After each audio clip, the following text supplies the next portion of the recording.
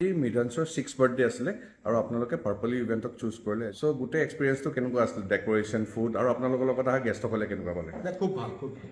মানে চবে খানাটো খাই বিৰাট ভাল পালে চবে ভাল বুলি ক'লে বিশেষকৈ মাটনটো বহুত ভাল বুলি কৈছে মটন বাকী কৰ্মা ডেক'ৰেশ্যন ভাল আছিল বাকী আপোনালোকৰ ষ্টাফৰ বিহেভিয়াৰ খুব ভাল